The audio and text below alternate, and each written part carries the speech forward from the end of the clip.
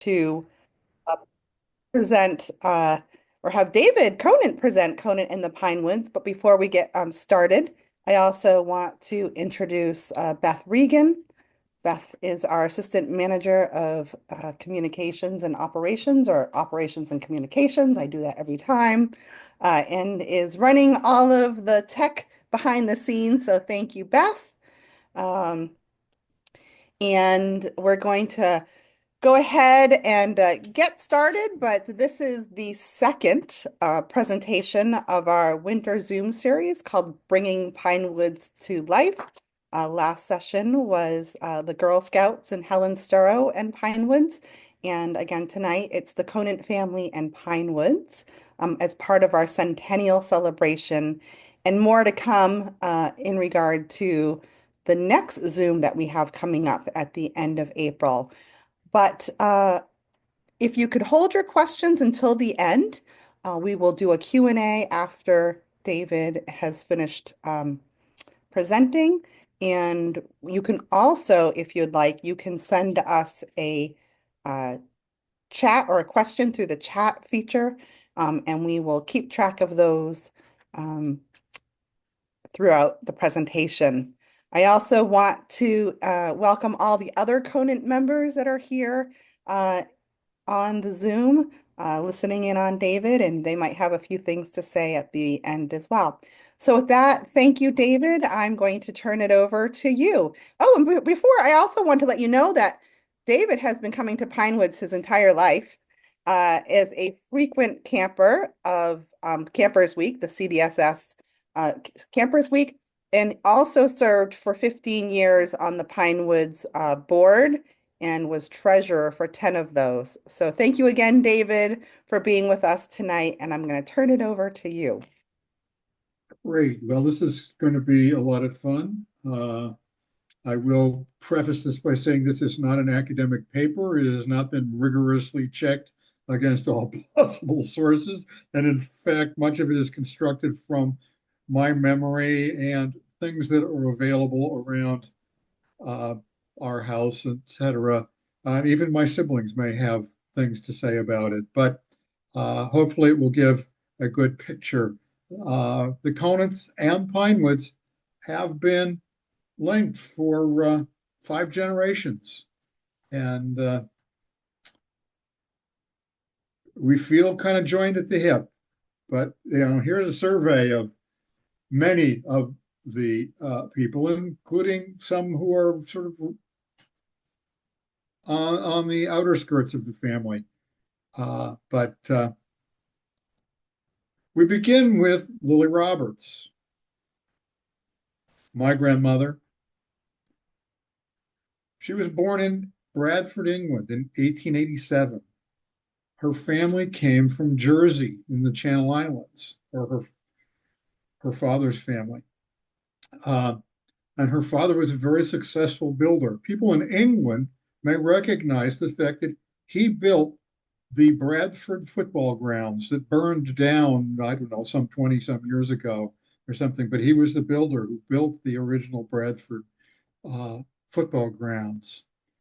Lily was quite a character, and we have some letters that her sister wrote that were then given to me by the descendants of her sister, and from them, some wonderful pieces of information about how she became what she was. And we start with the first one. Lily was an unusual and original character. This is her sister writing. She and I were pals when we were young. As Lily grew into her teens, she became restless and was not content with the domestic life at home. She wanted to go out into the world. When she told Dad she wanted a career, career, he said? What does she want a career for? She has a good home. Here's echoing sort of upper middle class, turn of the 20th century, 19th, 20th century attitudes. She wasn't buying that. Uh, so she started as a gymnastics teacher. And then she got involved in a summer school run by this guy named Cecil Sharp. And he saw her dancing and was really convinced of her skill. And the quote from this sister's document, he said, she was the spirit of the dance.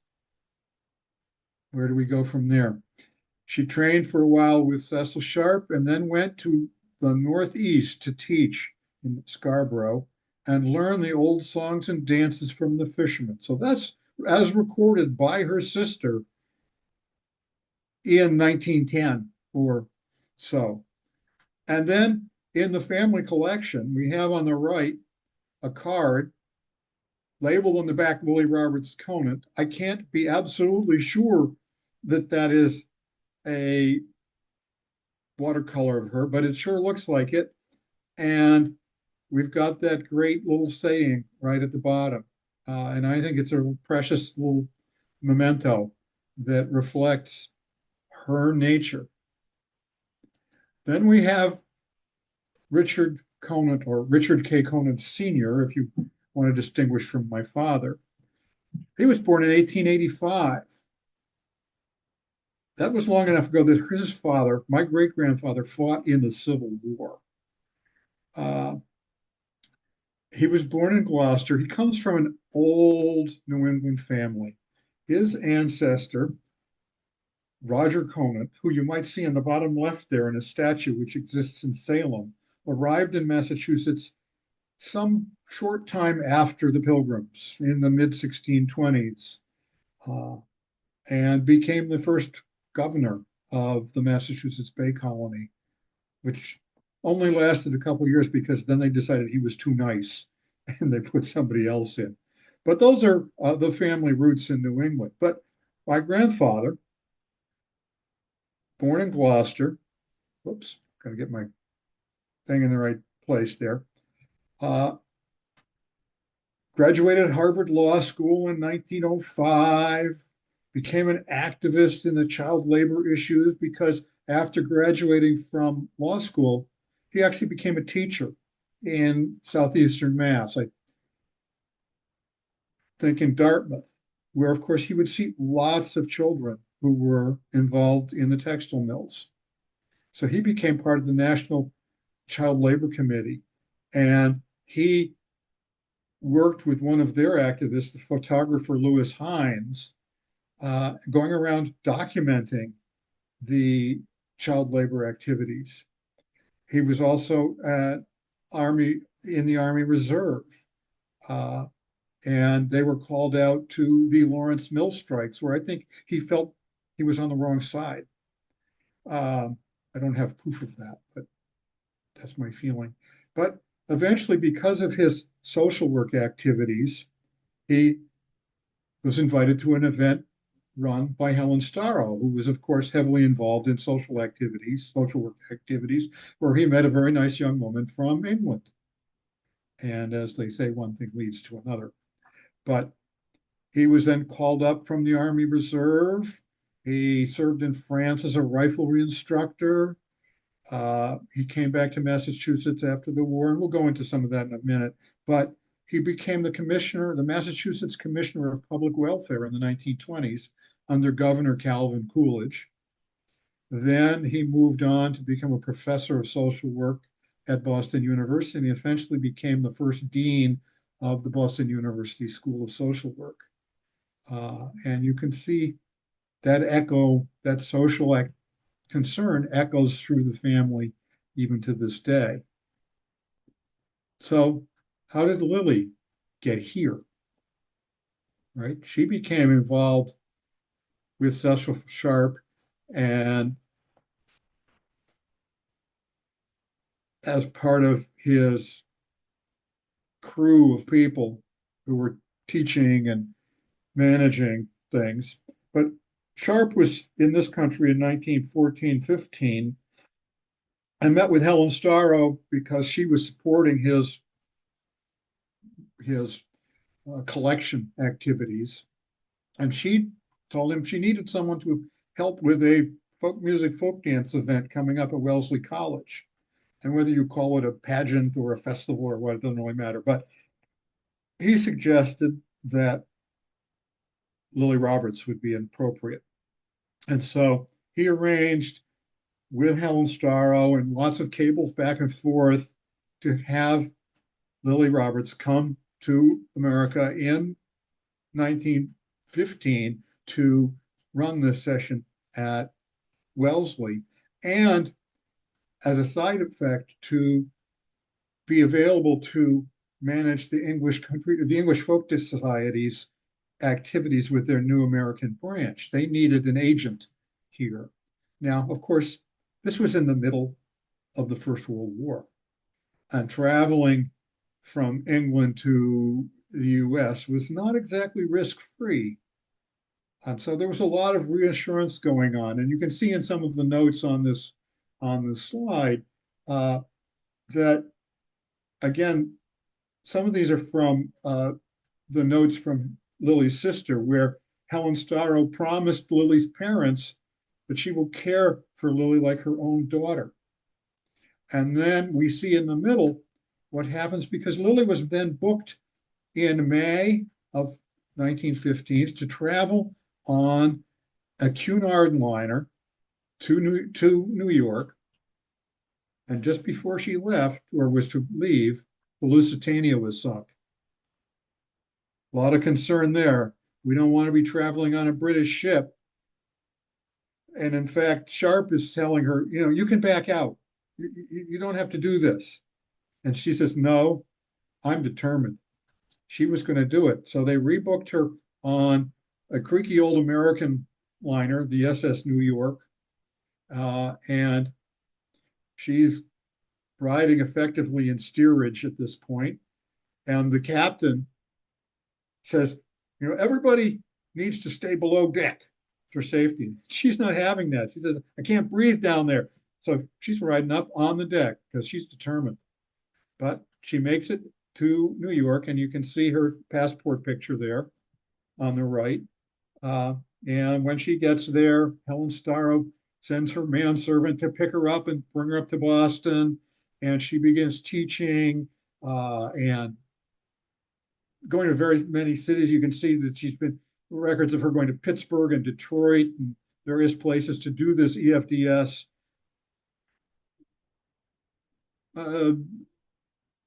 shall I say, recruiting and organizing that Sharp wanted her to do. And that continued even on after the war, to the point at which there's a very interesting circle of life. When I lived in Buffalo in the 1970s and started a Morris team there, we were called to dance at the Buffalo Seminary, which is a private girls' school. And then we met with some of the alumni afterward. And one of the elder women asked me whether I was related to Lily Conant. And she said, that Mrs. Conant came when I was in school and taught us dancing in the 1920s. And there's a circle like, I was just astounded. It was amazing. And so she meets Dick, or Richard Conant, and they get married. And because, of course, it's the war, her family can't be there. So Cecil Sharp stands in as the surrogate father of the bride. But you can see in his note, his letter to her, which was transcribed by my Aunt Betty, "You are impossible, oh, you women." I don't know, there's some attitude there, perhaps, that might not be the best. But as a matter of fact, I never thought you would ever marry at all. But he happily actually went, and they had a marriage. And turns out that Dick, my grandfather, loved poetry and wrote poetry. And you can see one of his poems about Lily here. And I think the last paragraph, "She took a chance and married me to begin to build the things you see. I suppose it pays to take long chances and to help perpetuate the dances." That's just so sweet. But 4 months after they got married, he was shipped off to France. And At that point, Lily was pregnant. By the time he was coming back in early 1919, and he's on the ship, well, he's pulling into New York Harbor and he gets a cable that he has a son. And then when he gets to the dock, he gets another cable and it says the son died. So their first child was very sort of sad. But they moved in to a house near Helen Storrow in Lincoln, and they subsequently had three children, two of whom you see on the top in the right-hand side. That's Helen and Betty. And then below, all three of the kids a little later with their dog Zulette. And they started coming to Long Pond. In fact, Lily was coming to Long Pond before she even had a family because Helen Storrow wanted her down there. But what we see in the 1920s is that's probably Helen, the younger of the two sisters. And here they are on the beach, Lily and my grandfather, Betty and Helen there. That's at the point, and those of you who know the pond will realize that the water must have been fairly low at that point, but that the landscape hasn't changed all that much, right? And even as today, what can be more fun than playing in the water and picking up rocks and playing in the sand? Uh, and these movies, although I don't know for sure, were probably taken by Helen Storrow uh, because I've seen pictures of Helen Storrow with a movie camera. Uh, and Hi there. It's time to go now.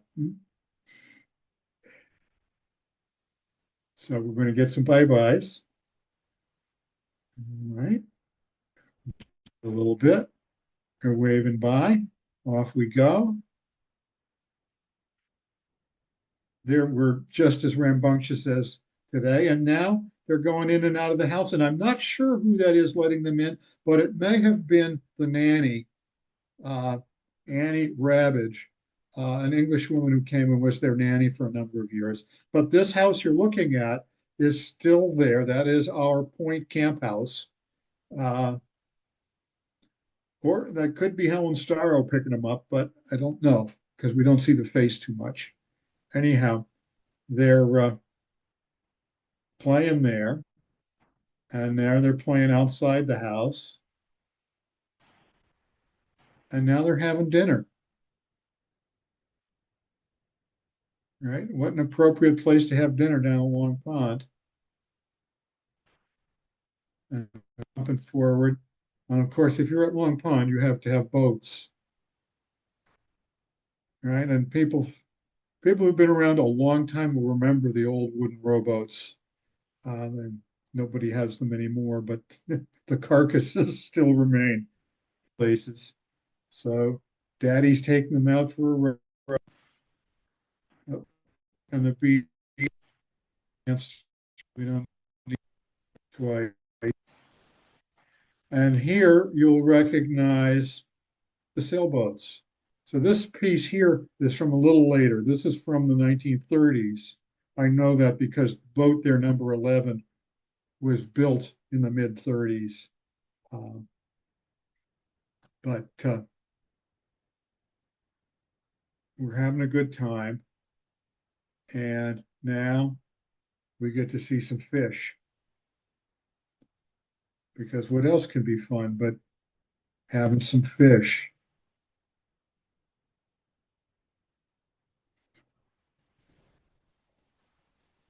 These are just snippets from many reels of old film that were left to us and that I had digitized a number of years ago. And some of these were put onto a DVD uh, and were at some available from the, come on. There we go. So now we get to the new era, which is after pine woods evolves from pine tree. But in this new life that they have, they come to Long Pond all the time in the summer. In fact, they pretty much spend the summer at Long Pond, which was the tradition in many ways. Of course, you were 8 miles in those days, you were 8 miles away on dirt roads from the nearest town, right? And most people would come down by train and then putter off into the woods and spend the summer there. And Long Pond had already built its community, some of whom I think are on this call, uh, mostly relatively well-off families from Boston to New York, some from Plymouth, who had acquired land around the pond over the past previous decades. Uh, but the family spent most of their summers there, and there was lots of water activities and woodland activities.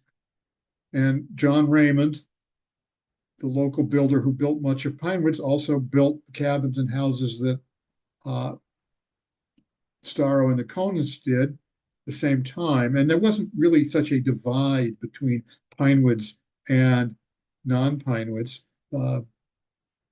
because it was all one big property. And people would be able to stay wherever they got put. And that continued on even later into the 50s and 60s and even the 70s. Pinewoods people were staying in some of the houses that we have at the point. But Helen Storrow needed someone to manage this camp, and Lily became the manager of the physical plants and services for her. So finding the crew, working with the cooks. I've seen notes where she's asking anybody, do you know of a cook? Because we don't have we need another cook for the summer, etc. And then when Pine Tree became Pinewoods, her dance interests were still there, and she assisted CDSS, or CDS as it was at the time, and Megad and those with setting up programs. So she wasn't entirely divorced from program either. And here we can see on the bottom left, there was a dance platform, which is in the spot near where the changing rooms are next to the camp house, or where the bookstore is. And that picture, which came from an album in 1938, is labeled on the album page with Lily Conant as the person on the front left, although it's a little blurred. I'm assuming they were right. And then in 1940, there he is talking with Louise Chapin, another strong person in the development of Pinewoods as a dance facility. And of course, she was a dancer. And here we have some women doing Morris dancing in what is now hands across, but which was then C sharp.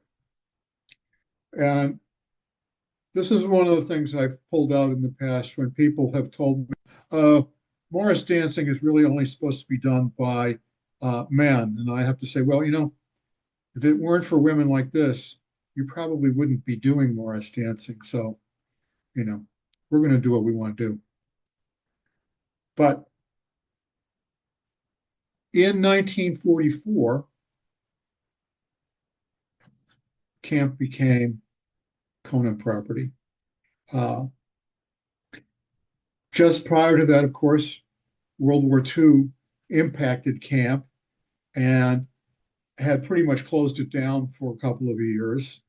And Helen Storrow bequeathed camp to my grandparents.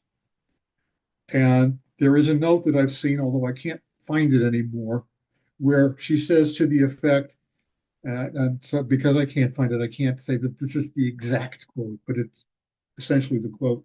It's a great deal of trouble, but if you sell it, it should pay for your children's college education. And you can see on the right with some notes from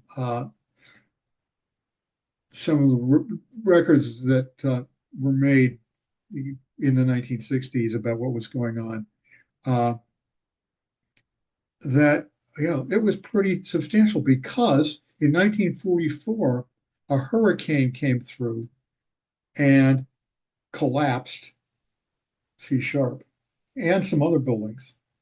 And so here we have them thinking, we've got this place and it's going to cost us thousands of dollars, which would now be hundreds of thousands of dollars to put it together. But they were so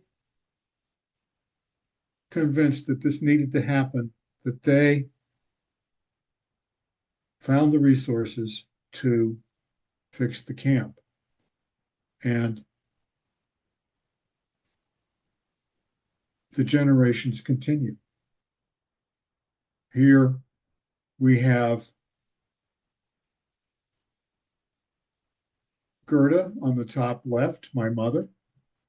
Gerda, initially Gerda Rodenberg, then Ruden. She was born in 1932 in Krefeld, Germany. The daughter of family, half of her family had Jewish ancestry.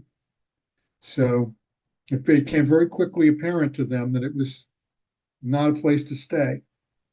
And they left in 1935, expending a good deal of their resources in getting out.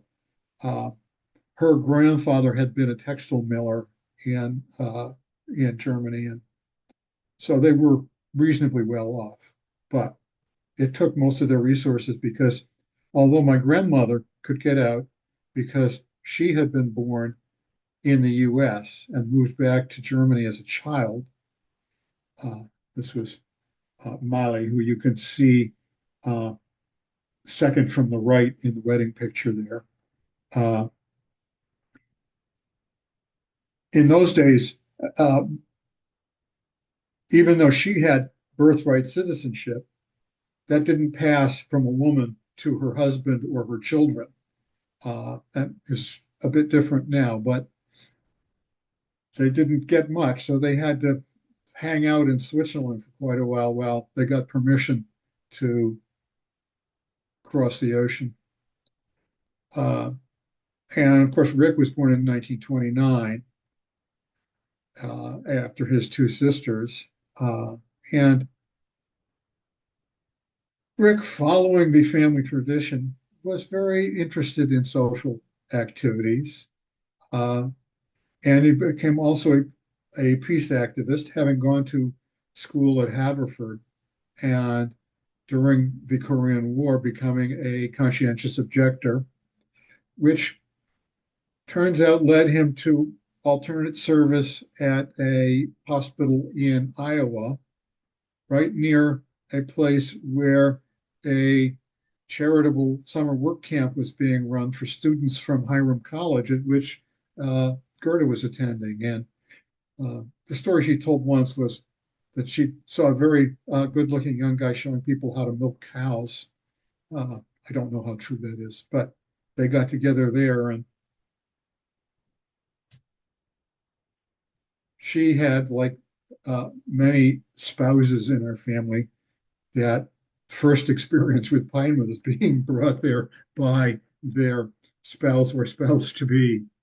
But they married in 1950s and had 5 kids, who you can all see there in the middle. And Rick's sister Betty had a son Ken, uh, and Helen didn't never had any kids, but she would come to Long Pond all the time. And both of Rick's sisters were also, they followed their hearts. Helen was a teacher and a sailor. Uh, Betty was an outdoor enthusiast, a mountain climber, a musician, a watercolor artist. Betty actually was the first woman to ever climb Mount St. Elias in Alaska, which at the time was one of the tallest mountains ever climbed by a woman. But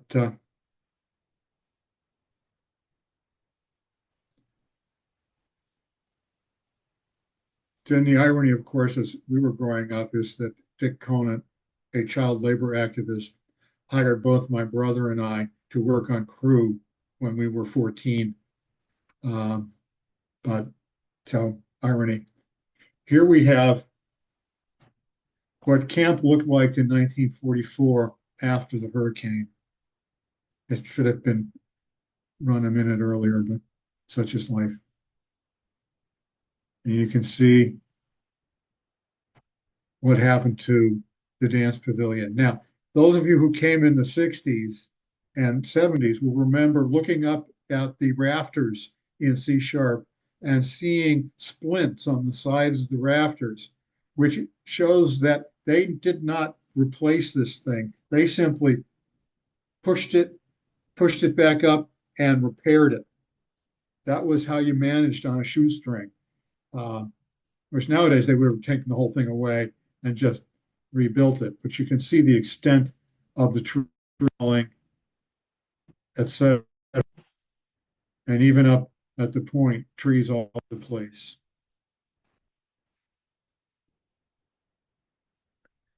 So they got the camp, but they're managing on a shoestring, and they don't have a lot of money.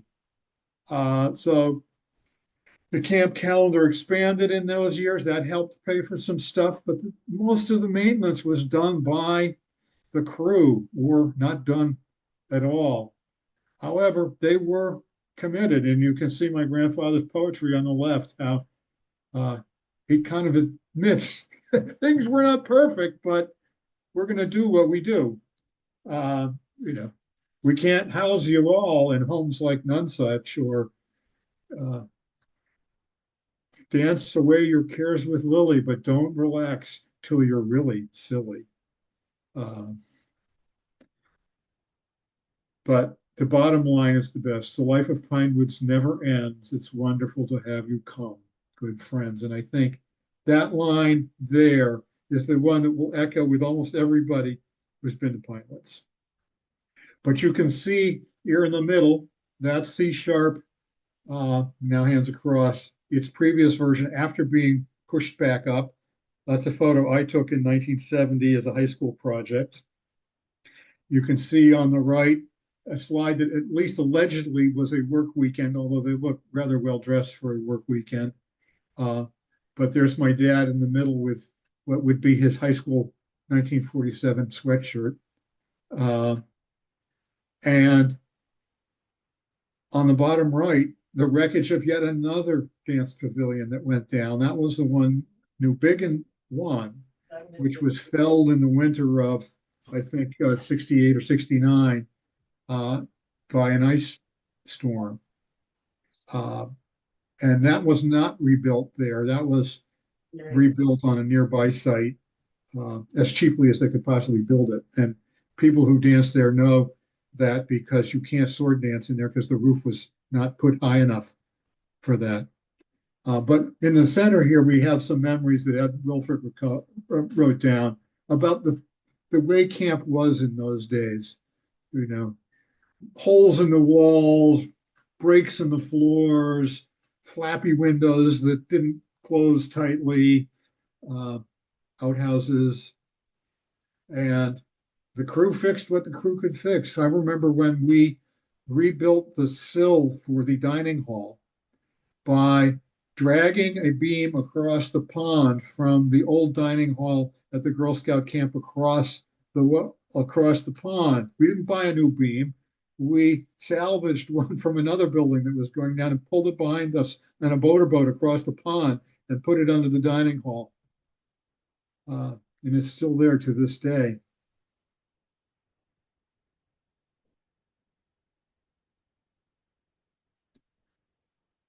And here we can still see, I think this is 1965.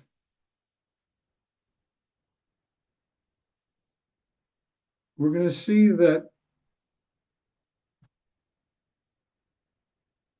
family was still active because there's Lily Conant.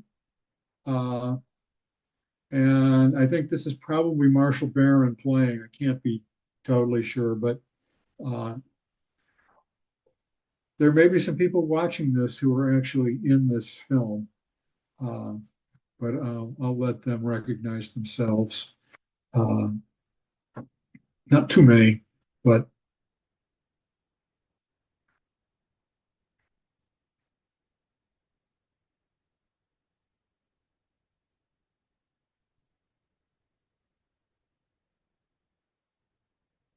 and at least one of those people dancing is still dancing with the Pinewoods Morris Men and was dancing with us on Sunday this week uh, at the age of 89, almost 90. In the background there, you can see May Gadd. Uh, and we're working up, and now we've moved up to what was then the office and is now the program center. But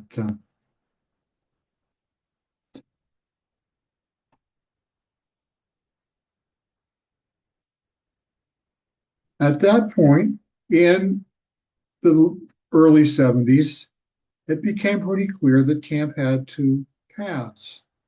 Even though they were getting quite old, that my grandparents were still running the camp. Uh, Dick had retired, so he could help out much more. But in 1968, my grandmother Lily had a stroke, and all of a sudden, all of the load fell on my grandfather. Uh, and that was a bit much. And at that point, he was already 83. Uh, and in 1973, she died. And he's feeling he can't run everything anymore. He is only 87, but uh, he wanted things to continue. And my mother stepped up to help as the manager.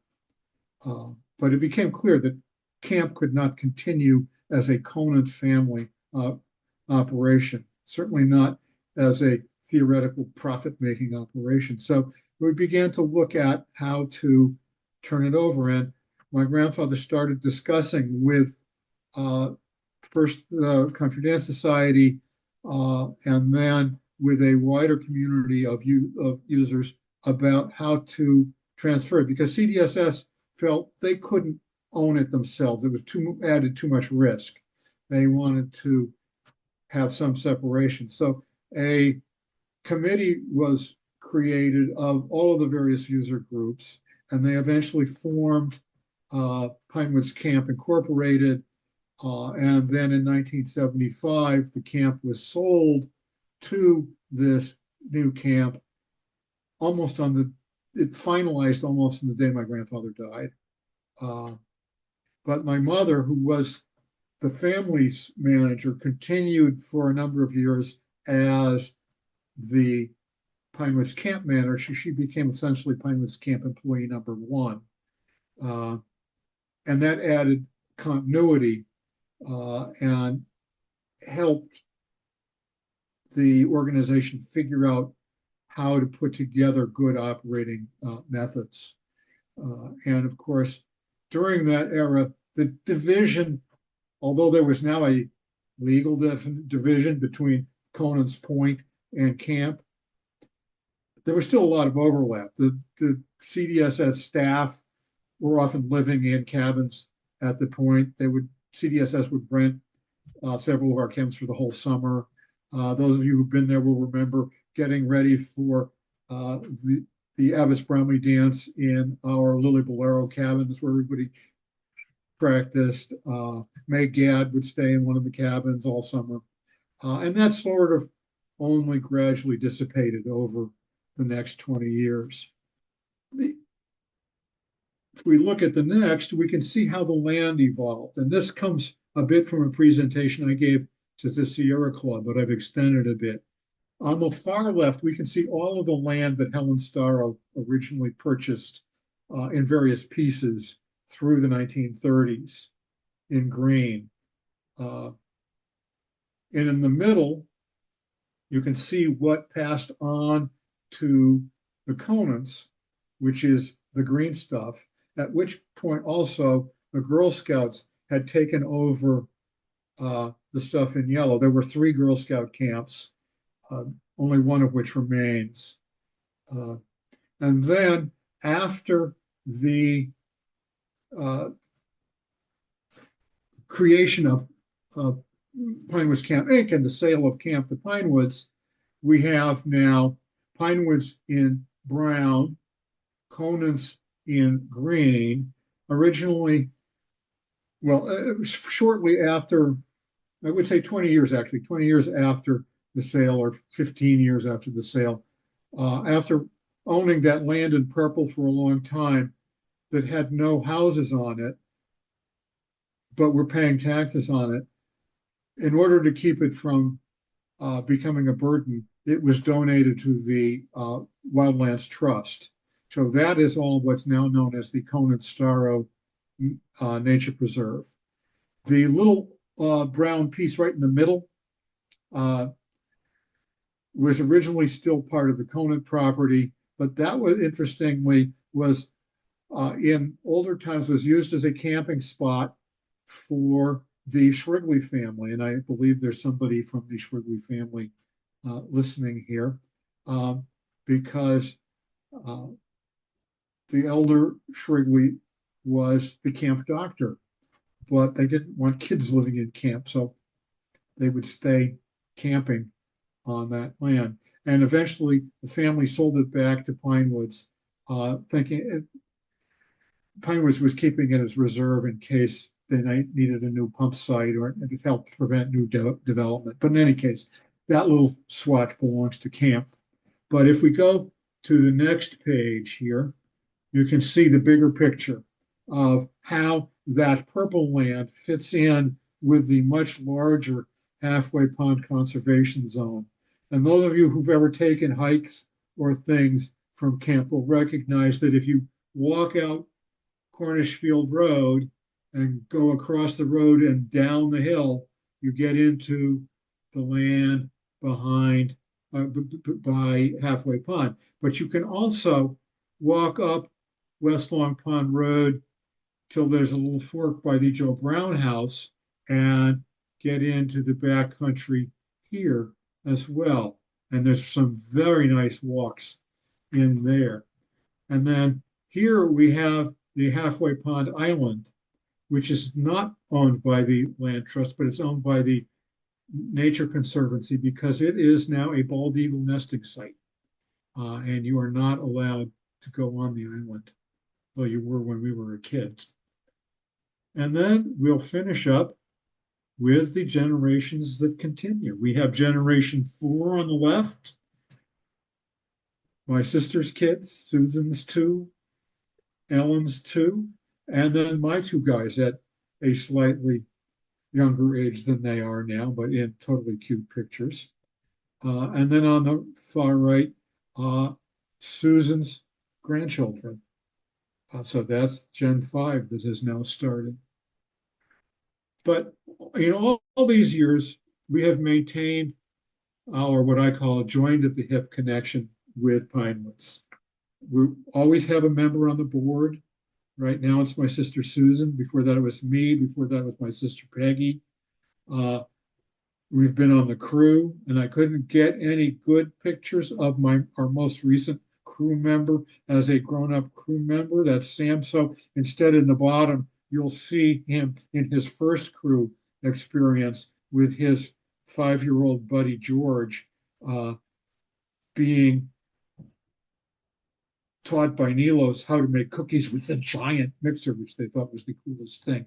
That was Sam's 5th birthday present from my mother, was to have Nilos take him in the kitchen.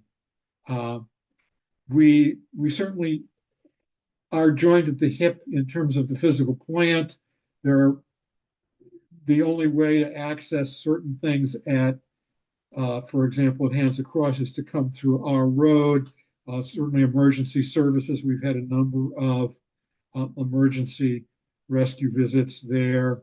What you're seeing here on the top left there is the concrete truck pumping concrete for the new restroom facility at Hands Across. We continue to participate. Of you know Everyone in that Gen 4 group have all been to camp as kids in family or campers week. I continue to go to campers week because I love both the combination of dancing and the ability to do my crazy projects. And you can see two of them here on the top right, which was probably the year before the pandemic, where I, with a group of 4 or 5 kids, built a boat in 1 week uh, up at the workshop at the point, and it was an actual boat that they could sit in and float in. A bit tippy, but it worked. And they, of course, insisted it had to have a dragon's head, so it does. And then at the bottom right was, I think it was 2 summers ago, my last big project where, with a bunch of kids, we made a telegraph system out of junk that was in our barn, including the electricity, which was generated by glasses full of salt water with zinc and copper nails placed in them. And we actually did manage to send a signal from down there in front of the camp house up to the porch at the program center office. And it went click, click, click. So those kids were very happy. And then, of course, we're there all the time. And in the bottom middle, you can see the most fabulous weather event in the last decade, which was this January when the ice on the pond was like a mirror. And you can't really tell that we're standing on 6 inches of ice there, but there we are. And a little hockey game was going on in front of the camp house. And there are campers who want to be at Long Pond more, and they do sometimes rent cabins from us. And in the year of the pandemic, there was a whole bunch of crew and kitchen types who wanted to be down there, and there was no camp to be there for. So they rented out one of our houses for a week, and they sat on the porch and played music the whole time. It felt wonderful. So that is the show.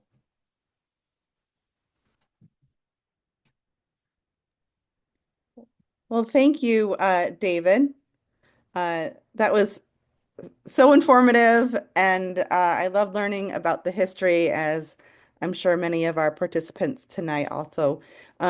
We did just drop the link into the Conant's Cornish Point Cottages.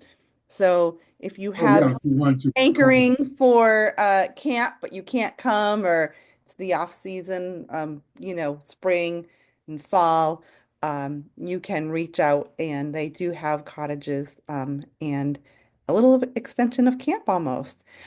So before we get started with Q&A, I just want to let folks know that this is our centennial year, and we have all sorts of centennial activities going on.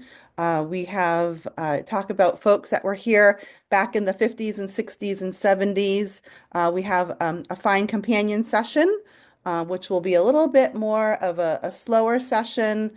It won't be quite as rigorous, and it'll give opportunities for people who might not uh, haven't been to camp in a long time, or uh, don't have the stamina maybe to come to a regular session. It's a great opportunity for you to come back and visit Pinewoods. And I know that there are a few spots left, and that is, I believe, June 10th through the 13th. Um, and then we'll have next session of this Zoom series. It's called Becoming PCI, Becoming Pinewoods Inc. And so basically, it's about basically the Conant family and the transfer of the property to Pinewoods Camp Inc., the nonprofit. And we have a lot of original board members. And Bill Abbott, who's a Long Pond neighbor and lawyer who represented both the Conant family and Pinewoods. He'll be on it, and so we're really excited about that, and just to hear some of their stories and anecdotes from 1974, 75, 76. So Be sure to register for that. Beth is dropping that link in the chat feature.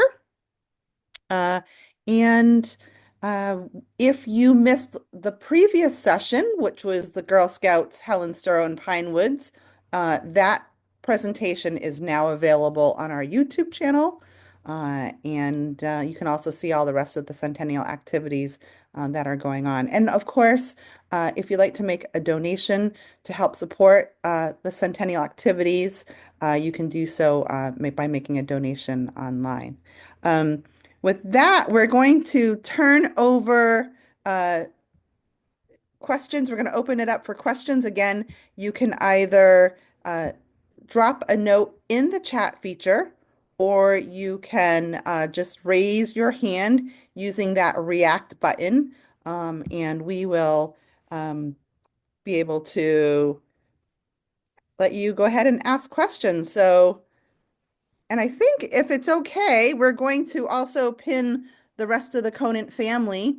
I did see many of them on the chat. So the Conant family, feel free to jump in and answer questions as well.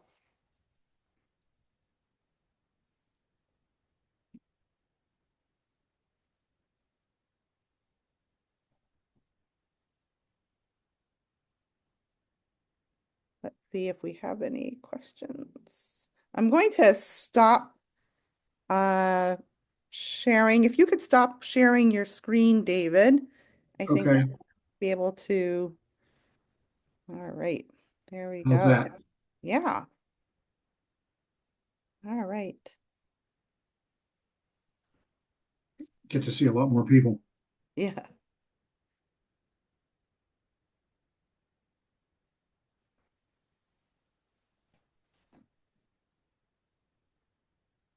trying to see.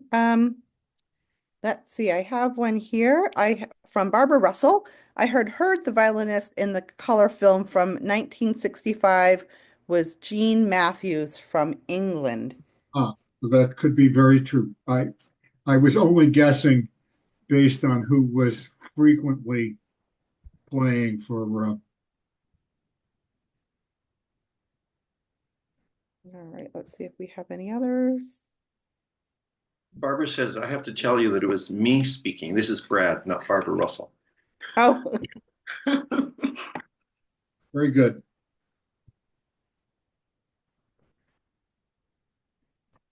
um, it seemed like the torch passed directly from grandfather Dick to PCI.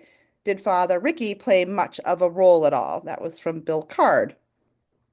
Yes, he was definitely involved, um, and his sisters, because if the if this didn't happen, camp was going to land on them.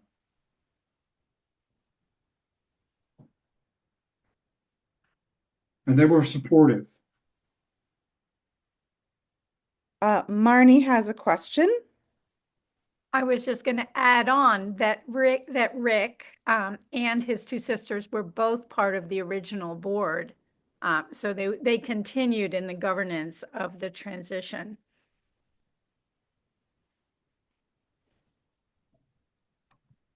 Um, Jan Elliott says, great presentation. You mentioned something about men in back lads. Was that a camp area? And if so, where did crew live besides the shore? In those days, crew were on the shore. They were near in the cabins right by the dining hall, uh, and some of the lads' cabins. But you know, others who were on the crew may recall having stayed in other places as well.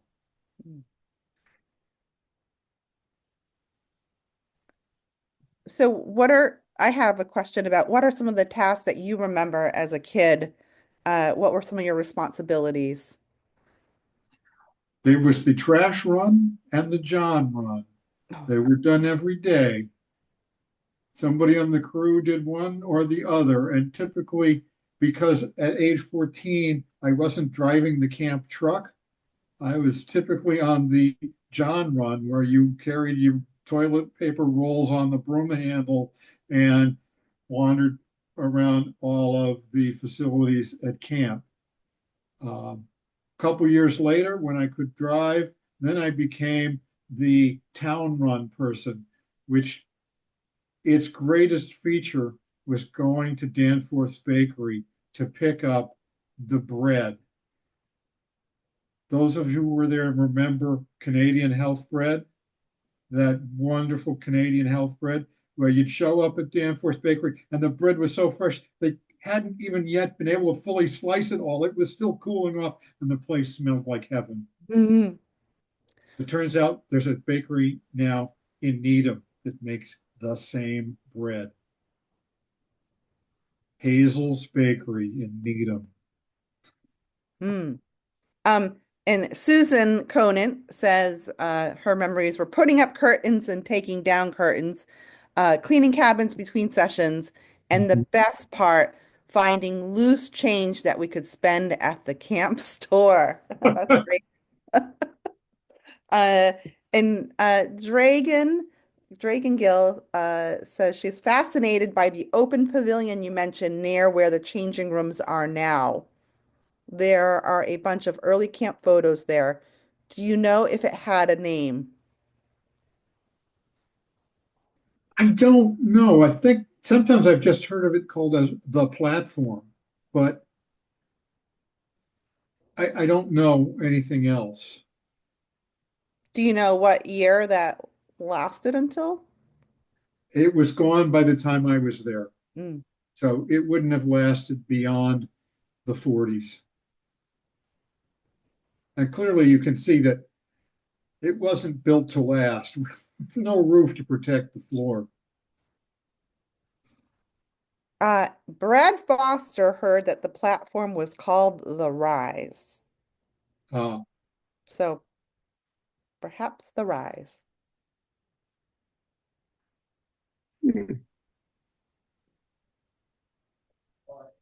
Great.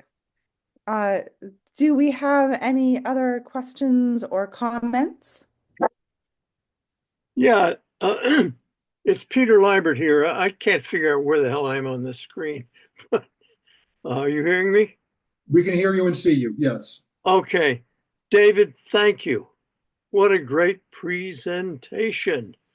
As you probably know, my introduction to Pinewoods was in 1946 or thereabouts.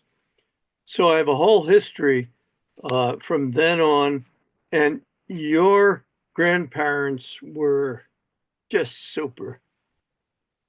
I'm trying to keep from tearing up. They're the greatest people. Okay. One of the interesting things about your grandma was that for each Sunday or whenever it was that people arrived, I was there for 17 years at Pinewoods. And when your grandma opened up the camp house and the dining room, we went collecting flowers, Yes. beautiful flowers. There would always be a big vase of flowers on the mantelpiece. You got it. And it was just magic. And oftentimes, if it was raining, always had to have a fire. And then KG, of course, had to polish the samovar, which drove him nuts. Many of you don't know KG, but he passed away, I think, David, how long ago? About a year ago? Not even. Okay. And I hadn't seen him in a long time. I haven't seen you. God, I haven't seen you in 60 years. Well, I don't think. No, probably about 60. And, you remember me. I was Mr. Tipover. I do. But what Was that your title or was that Donald's title? I don't remember. But I have something special for you right now. Yeah. One of my grandfather's poems Yeah. which I didn't put on the thing, is called Reflections Upon Camping in a Hearse. You I remember the suppose hearse? we could do quite a bit worse than spend the night in a shiny black hearse. And I'll send it to you if I've got your contact. Yeah, Goes on for a bit more, but that is a memory from deeply implanted in my childhood. well, that's maybe good or maybe bad. But a lot of these people don't know what that was about. I had a hearse, Miller Coach, it was called, and I arrived at Pinewoods to, I'm not sure, halfway through my working period with uh, both of your parents, with your grandparents. No, I I have the. what? That makes sense. You know, when I grew up, we had a champagne glass. It was a little smaller than this. The kids had 3 champagne glasses. Right. That's so nice. I have no idea if Anyhow, Well, thank you for sharing that, Peter. That was very, very lovely. So thank you for hearing some of your memories. Um, and Bill Graves said that they were one of several folks on a railing at C Sharp Minor, which gave way and dumped them all into the ground, which may have been the impetus for the realization that camp needed much maintenance, and the need for more capital. So thank you for sharing that memory, Bill. And let's see, we have some more things coming in. Um, the samovar is still around. It might not be the original one, but we have a samovar from, ooh, I don't know, the 70s or 80s. And it is we have it hooked up to hot water. It's constantly breaking, and we have to, find parts, which we can't, it's hard to find, but Dennis Carcady had a facilities just when I think I'm like, oh, I think it's done. He somehow seems to be able to resurrect it. So, yes. I actually do know where the original samovar is, and it's possible That that the original samovar is still in it's in my possession. right. Oh, very lovely. And I'm thinking Yeah, we might be and able to bring it we down for Find Companions, just so people look at it. It Hmm. doesn't work anymore. And Brad Foster, I think, might have a question, or maybe it's Barbara. It's Brad again. Hi, Um, Brad. a couple of short memories. When I came in as director in the early 80s and was there, this is probably around 1985, one person who'd been at camp a lot and came back on Pond Visitors Day complained very bitterly to us about the lack of the samovar. And I mentioned that to Gerda, and her response was, I can give it to you. She didn't think that was a very good idea. Um, Going back a bit further, I don't know how true this is. A lot of the history I hear, and I can't verify, but in the sort of oral history within CDS, the sense I had was when the camp was going from Conant property to PCI, discussions were made with CDS about CDS taking over. And I had the sense that Megad really wanted to do that. I never spoke to her, so I don't know. And that other people wanted a wider representation. From my standpoint as CDSS director from 1983, for quite a long time after that, I was very grateful that we were 2 separate organizations. That meant we could focus on the programs, but just a bit of oral history from that. Hmm. Well, thank you for sharing, Brad. All right. Do we have any other questions or thoughts? Any thoughts from the Conant siblings at all? All right. So again, we will have this presentation posted to our YouTube channel, usually within a week. And then it will also be on our website. And for those who registered or at least logged in, even if you were late or had to jump off early, we'll be able to go ahead and send you that link. And thank you again. And a quick shout out before we jump off. I do want to say thank you to the Pinewoods board and especially to all of those who are helping with centennial activities. Joe Rossi and Michael Warshow are our co-chairs for the Centennial Committee. And then there are lots of subsets, including Marnie Morrison, who is helping to coordinate Find Companions along with Susan Creighton. So thank you, thank you. And we look forward to seeing you at the end of April for becoming PCI. So thank you. This was wonderful. It's so wonderful to see names and some faces from so many years of my life here.